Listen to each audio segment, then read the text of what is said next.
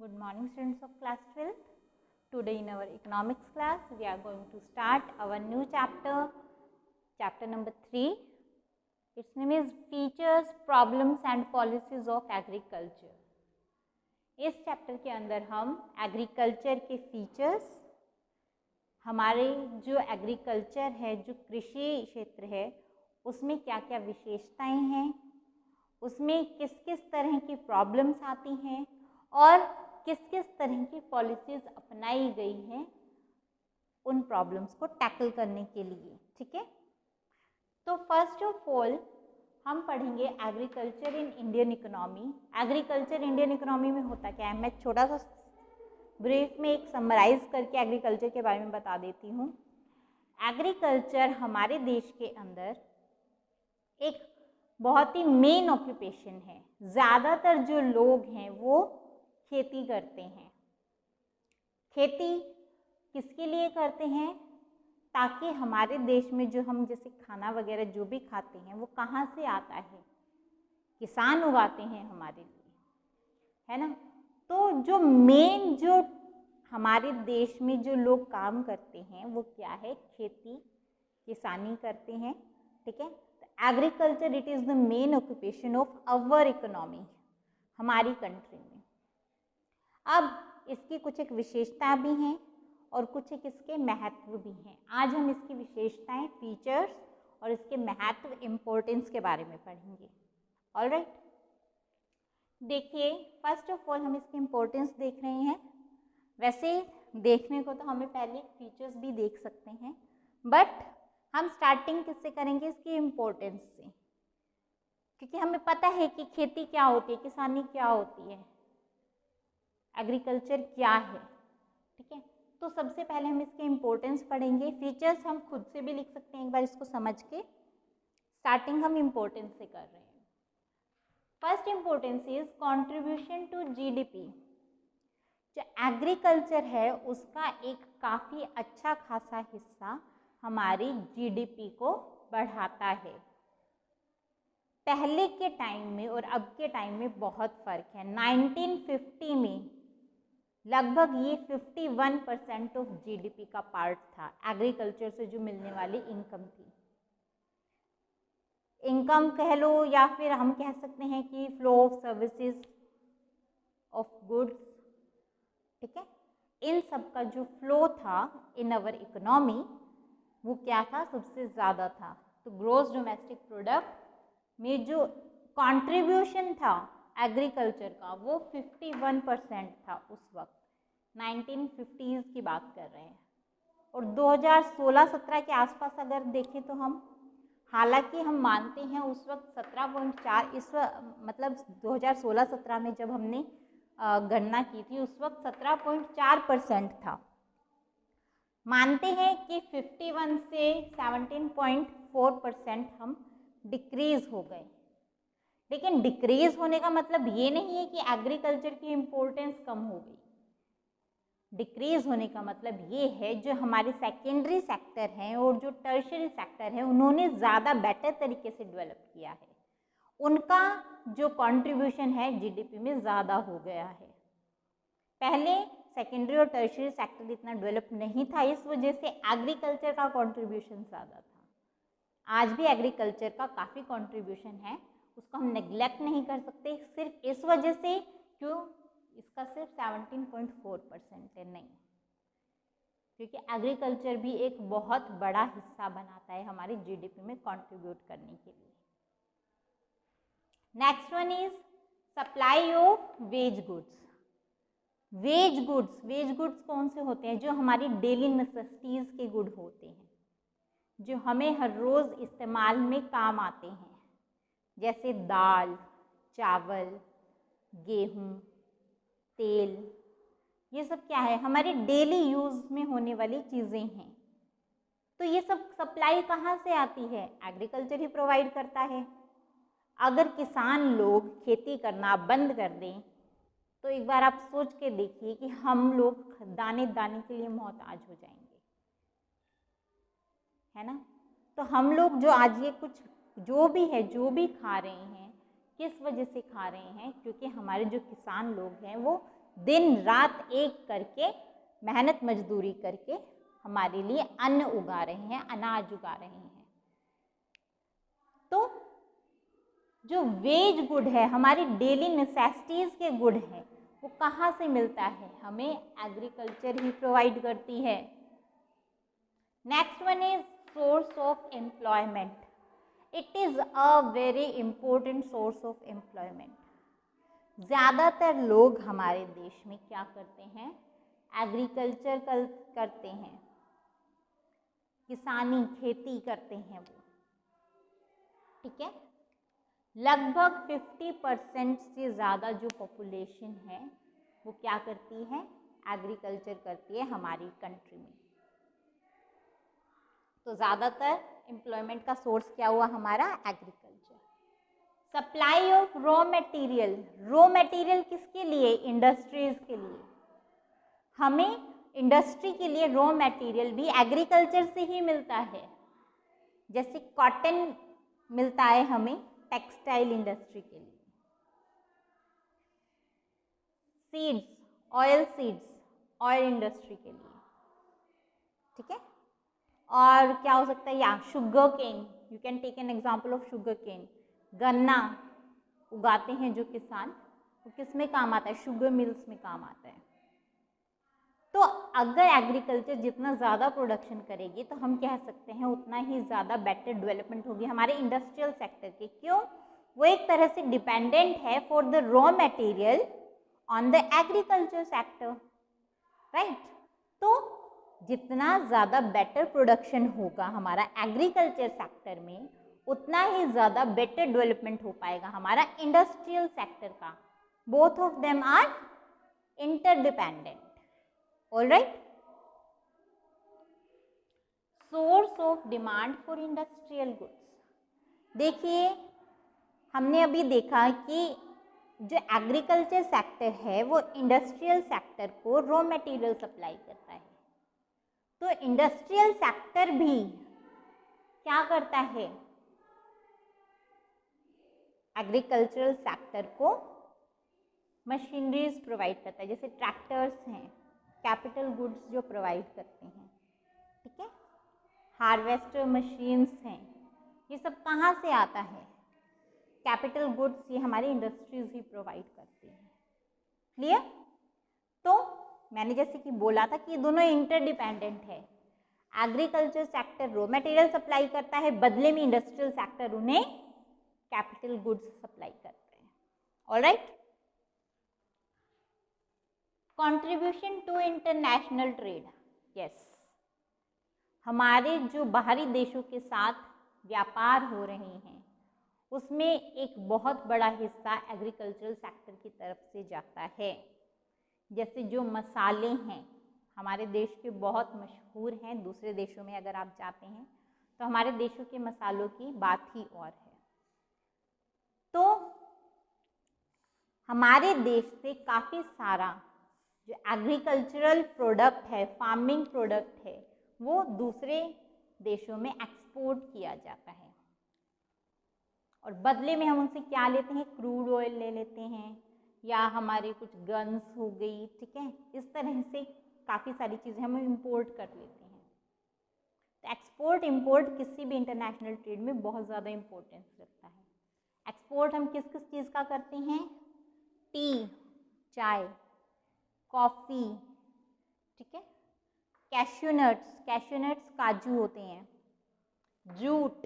Jute का हम export करते हैं। स्पाइसेस हैं हमारे, काफ़ी सारे ऐसे स्पाइसेस हैं जिसका हम एक्सपोर्ट करते हैं।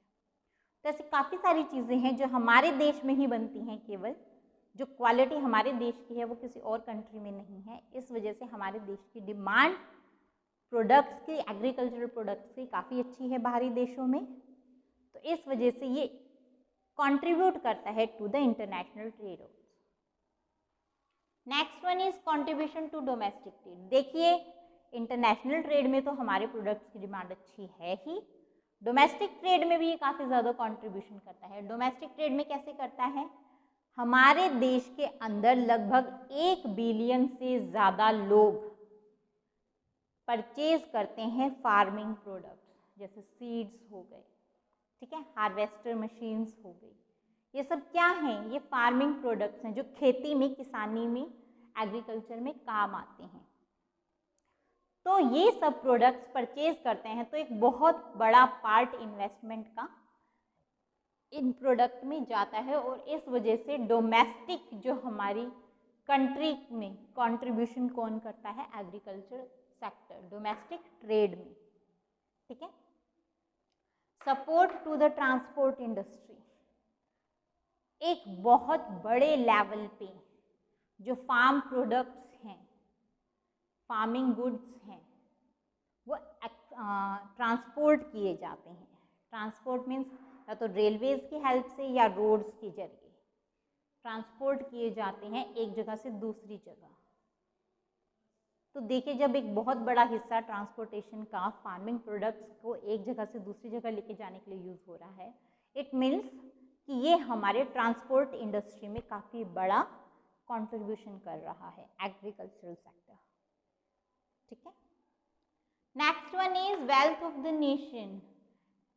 ये नेशन की एक तरह से वेल्थ है। अगर हम फिक्स्ड सेट के तौर पर देखें तो एक लैंड हमारी बहुत बड़ी फिक्स्ड सेट है, और हमारे देश की लैंड का एक काफ़ी बड़ा हिस्सा एग्रीकल्चरल सेक्टर को सपोर्ट करता है।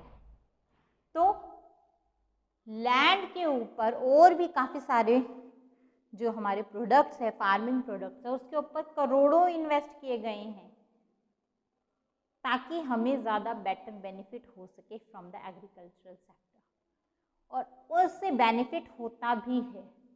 तो करोड़ इन्वेस्टेड, छोटे मोटे प्रोजेक्ट्स जो होते हैं या फिर काफ़ी बड़े प्रोजेक्ट्स को अगर हम लेकर चलते हैं तो उसमें करोड़ों इन्वेस्ट किए गए हैं हमारी सरकार के द्वारा। किसके लिए? सिर्फ फार्मिंग प्रोडक्ट्स को बेटर बनाने के लिए। क्यों? क्योंकि इसकी काफ़ी ज़्यादा इम्पोर्टेंस है इन अवर इकोनॉमी। हमारे देश की वेल्थ जनरेट करने में भी ये काफ़ी ज़्यादा हेल्पफुल है। So this is your importance of agricultural sector in Indian economy. Today, after this, we will learn about its features. आज हम इसके अब फीचर्स के बारे में बात करेंगे।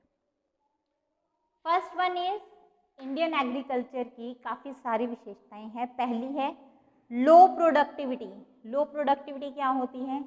मीन्स इसका जो प्रोडक्शन है per hectare of land, output per hectare of land काफ़ी ज़्यादा लो है। अगर हम दूसरी कंट्रीज़ के प्रोडक्टिविटी की बात करें और अपने कंट्री की प्रोडक्टिविटी की बात करें, चाहे वो राइस हो, चाहे वीट हो, चाहे मेज़ हो, कुछ भी हो, तो हमारी कंट्री की जो प्रोडक्टिविटी है वो बहुत ज़्यादा लो है in comparison to the other countries. Disguised unemployment, आपने डिसगाइज्ड अनएम्प्लॉयमेंट के बारे में पहले पढ़ा होगा। अगर आपको अभी ध्यान नहीं है तो मैं एक बार फिर से बता दूं। डिसगाइज्ड अनएम्प्लॉयमेंट ऐसी अनएम्प्लॉयमेंट की स्थिति होती है जिसके अंदर हमें लगता है कि व्यक्ति एम्प्लॉयड है बट एक्चुअली में वो एम्प्लॉयड नहीं होता। जैसे एक पीस ऑफ लैंड है हमारा, ये देखिए पीस ऑफ लैंड है, इसके ऊपर 10 व्यक्ति काम कर रहे हैं। कितने लोग काम कर रहे हैं? 10 लोग काम कर रहे हैं। और इससे जो आउटपुट है हमारा, आउटपुट हमें कितना मिल रहा है? मान लीजिए 100 kg हमें वीट, गेहूं मिल रहा है। ठीक है, 10 लोग काम कर रहे हैं तो 100 किलो गेहूं यहाँ पर प्रोड्यूस हो रहा है। अब देखिए, अगर इसी लैंड पर 7 लोग भी काम करें तो भी 100 किलो ही प्रोड्यूस होगा, आउटपुट में कोई फॉल नहीं होगा। ठीक है, प्रोडक्शन नहीं गिरेगी। क्यों? पहले 10 लोग काम करते थे 100 किलो थी, अब 7 लोग कर रहे हैं, कम लोग काम कर रहे हैं तो प्रोडक्शन भी कम होनी चाहिए थी ना, बट यहाँ पर तो प्रोडक्शन गिरी ही नहीं।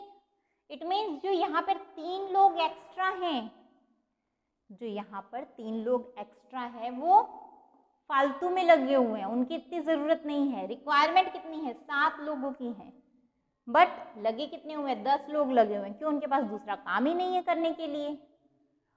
तो फिर ये जो 3 लोग एक्स्ट्रा लगे हुए हैं बेमतलब से, जिनकी ज़रूरत है ही नहीं, लेकिन उसके बाद भी हमें लगता है हाँ इस ज़मीन पर 10 लोग काम कर रहे हैं तो मतलब 10 लोगों को रोजगार मिल रखा है।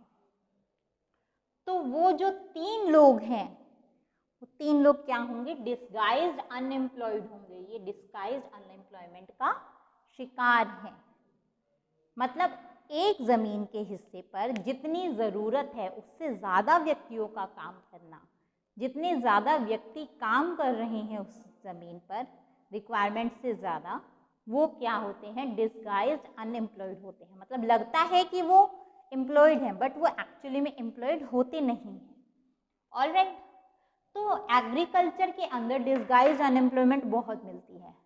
एक छोटा सा लैंड ऑफ पीस है, ठीक है, सॉरी पीस ऑफ लैंड है, उसके ऊपर 10 लोग काम कर रहे हैं, लेकिन 7 लोग करते हैं तो भी सेम लेवल ऑफ प्रोडक्शन मिलता है। तो 3 लोग जो है हमारे क्या हुए? डिस्गाइज्ड अनएम्प्लॉयड हुए।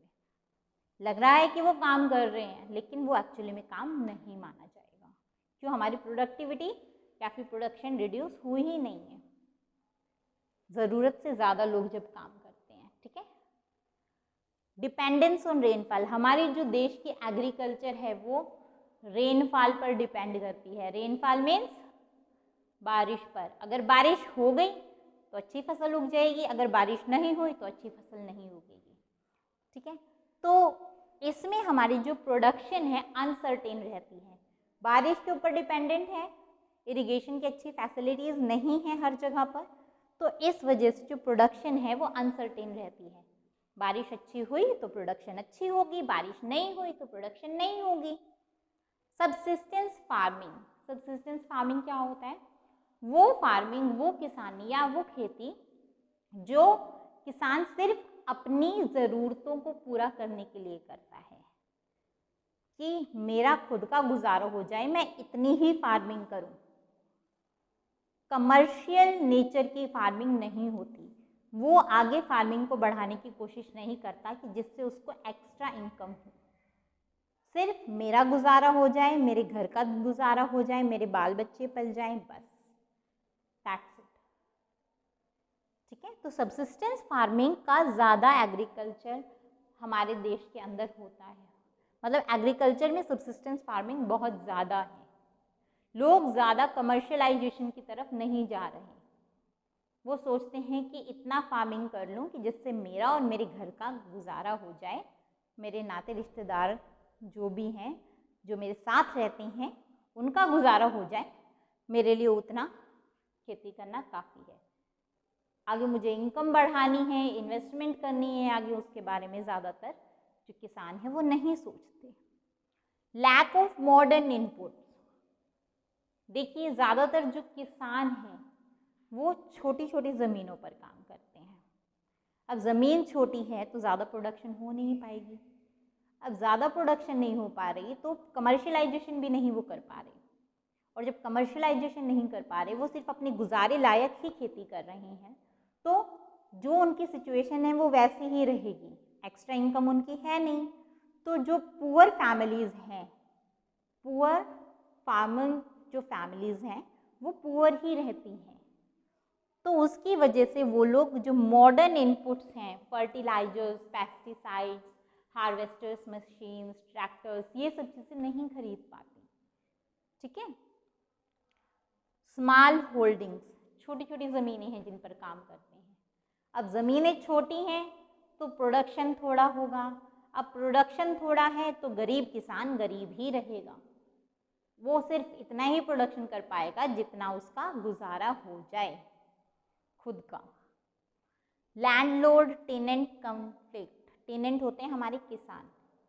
ठीक है, लैंडलॉर्ड जो ज़मींदार है, हमारे देश के अंदर ज़्यादातर जो किसान है वो दूसरे की ज़मीन पर काम करते हैं, उनकी खुद की ज़मीन नहीं है जिसके ऊपर खेती कर रहे हैं, और बदले में उन्हें क्या मिलता है? प्रॉफिट्स का एक छोटा सा हिस्सा। रेवेन्यू का एक बड़ा हिस्सा कौन ले जाता है? लैंडलॉर्ड ले जाता है। प्रोडक्शन से जो इनकम होती है उसका बड़ा हिस्सा लैंडलॉर्ड ले जाता है, तो लैंडलॉर्ड तो और अमीर हो गया, और टेनेंट उसको सिर्फ गुजारे लायक इतना ही वेज दिया जाता है, मजदूरी दी जाती है। ठीक है, तो इन दोनों के बीच में हमेशा कन्फ्लिक्ट रहा है, कभी वो साथ में जुड़ के काम नहीं कर पाए। बैकवर्ड टेक्नोलॉजी, टेक्नोलॉजी काफ़ी बैकवर्ड रही है। मीन्स किसान हैं वो छोटी छोटी ज़मीनों पे काम कर रहे हैं, सब्सिस्टेंस के लायक ही काम कर रहे हैं, तो गरीब किसान गरीब ही रह रहा है। इनपुट्स जो मॉडर्न है उसका यूज़ नहीं कर पा रहे हैं। अब जब गरीब है किसान इतना, तो टेक्नोलॉजी, न्यू टेक्नोलॉजी का तो वो यूज़ कर ही नहीं पाएगा। तो इसी वजह से हमारी एग्रीकल्चर में बैकवर्ड टेक्नोलॉजी इस्तेमाल की जा रही है और उसी वजह से हमारी जो प्रोडक्टिविटी है वो इतनी ज़्यादा लो है। तो इस तरीके से अगर हम इस पूरे का कंक्लूज़न देखें तो हम ये कहेंगे, मानते हैं कि हमारी जो एग्रीकल्चर है कंट्री की काफ़ी बैकवर्ड है, प्रोडक्टिविटी लो है, फार्मर्स पुअर हैं, हर चीज़ है, पर उसके बाद भी जो एग्रीकल्चर है it is the main occupation of our country. Agriculture के बिना हमारी कंट्री की डेवलपमेंट हम सोच भी नहीं सकते। Okay, so this is your importance and features of agriculture. आज आपको इनके नोट्स बनाने हैं अच्छे से। कुछ चीज़ अगर बीच में रह गई हो, छूट गई हो आपसे, या फिर समझ में ना आई हो तो प्लीज़ उसको पूछिएगा। So that's all for today.